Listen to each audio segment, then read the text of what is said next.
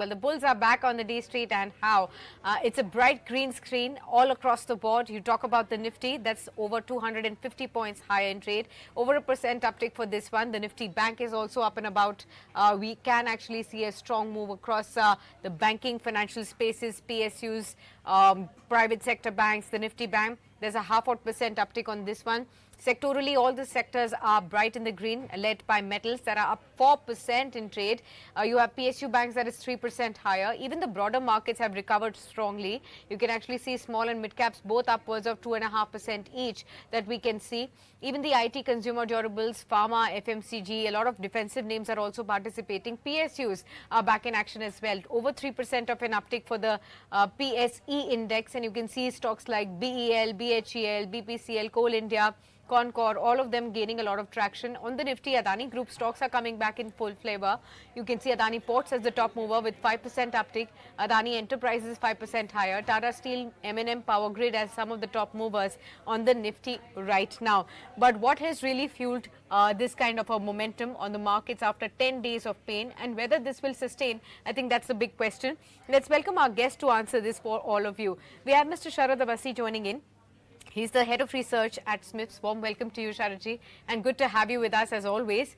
Well, you're joining in on a day which is much less painful for all our viewers and investors. So it'll be a job much easier for you to really answer to all those insights and questions that I'm going to be putting across to you.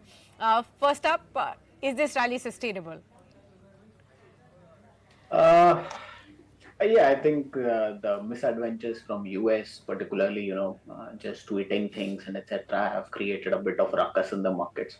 More in our markets, I think post December, the way the small caps, mid caps corrected by around on an average 15 to 20% a month over the last 2 months, I think that has created a bit of pain that has unruffled a lot of people.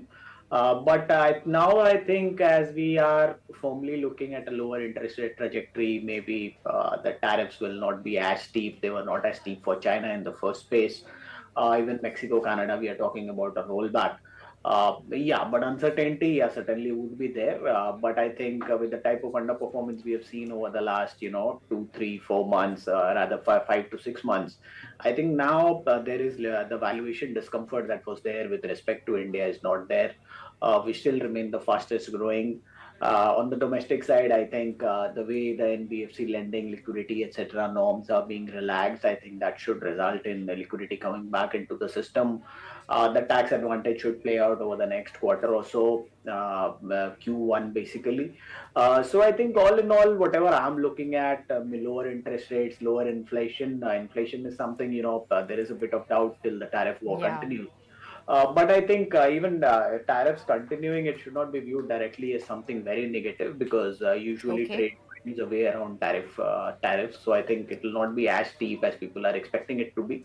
But yeah, clarity might take 3 to 6 months. So till that time, maybe a bit of uncertainty. You might not see a runaway kind of markets.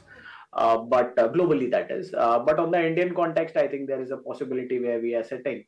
That once the interest rate trajectory globally is confirmed to be lower, even the dollar is showing some weakness. So I think both these should culminate into a very good opportunity for buying in India and emerging markets.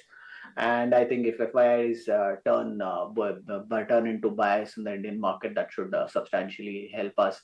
And we should be in for a very smart rally. If you like the video, do like, comment, share and subscribe.